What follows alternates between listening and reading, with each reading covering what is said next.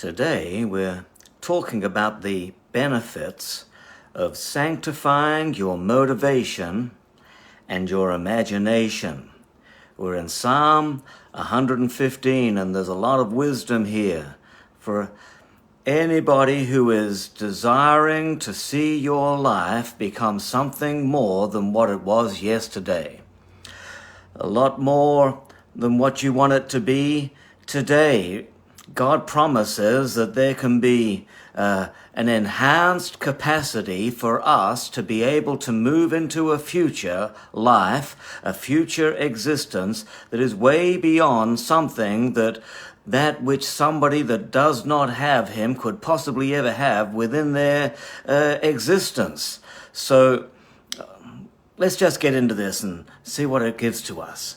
It says in verse 1, "Not to us, O Lord, not to us, but to your name be the glory, because of your love and your faithfulness." So this psalm talks about the motivation behind our worship. Some of us love the way that we praise more than we love the Lord who we praise.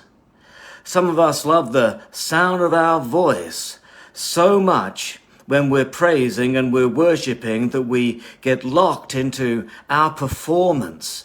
Some of us love to hear worship performed in a certain kind of way, and it's got to have the right kind of sound and the right kind of atmosphere in order for us to be able to enjoy our worship. But really and truly, if our motivation is to worship God with all of our heart and all of our soul, then we're set in the right place and we're bringing ourselves into the right situation.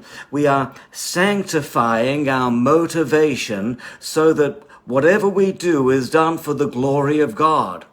Not for our own pleasure or for our own comfort or the peculiar tastes that we might have according to our culture and according to what gives us pleasure. But God deserves all of the glory and all of the worship, and so bring your motivations into the right place. You can address them. You can say, "I'm not doing it for my own sake, I'm doing it for God."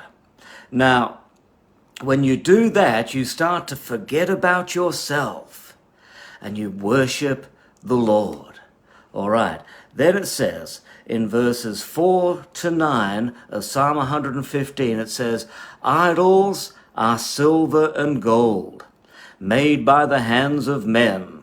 They have mouths, but cannot speak, ears, but they cannot hear, noses, but they can't smell.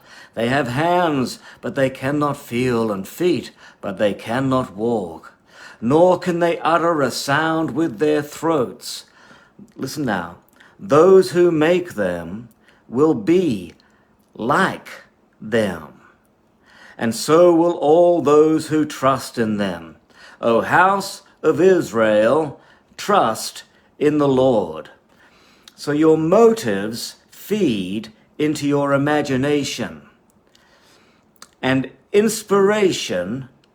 your motives feed into your inspiration, and your inspiration feeds into your imagination and your creativity.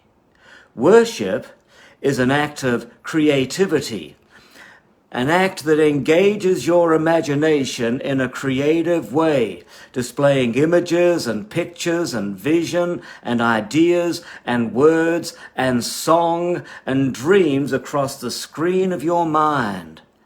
Now, you should consider your imagination to be a holy and sacred thing. You engage it the moment you enter into worship. But whenever we focus upon an idol, anything less than God, your perception will distort, and the vision that God has designed you to engage with will be distorted, and your receptivity to God's vision for your destiny is going to be limited. You do not need to prostrate yourself between a wooden or a golden or a silver or a stone carving in order to be worshipping an idol. Any ambition can become your idol. Any ministry can be your idol.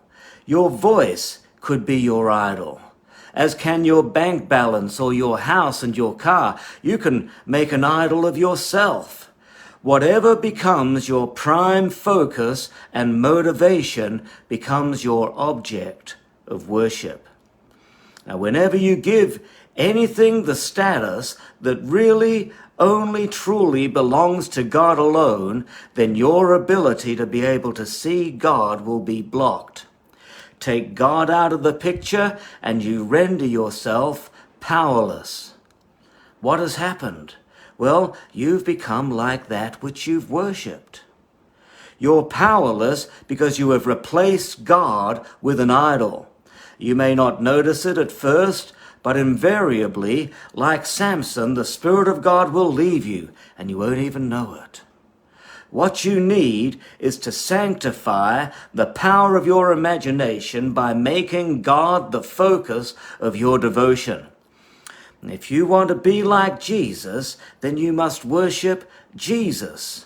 No point worshiping some man if you want to be like Jesus.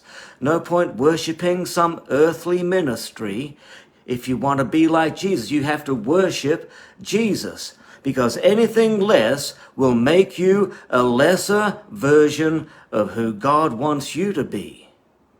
When your imagination is holy and sacred, you get to see God reaching out to you in every wind that blows, and every sunrise and sunset that comes, and every leaf that glistens in the sunlight, because your sanctified imagination can visualize the reality of who it is you are worshiping. The real test of spiritual focus is being able to bring your thoughts and your imagination under control and into the participation with the one whom you're worshiping. The power of the imagination is God's gift to the saint, so that we can see beyond ourselves, so that we can see the vision of God. And once we can see beyond ourselves, then we can go beyond ourselves. So fix your eyes on Jesus and worship him and fulfill the vision that God has for your life. That's how you do it. God bless you, and we'll see you again tomorrow for a little bit more wisdom from the Word.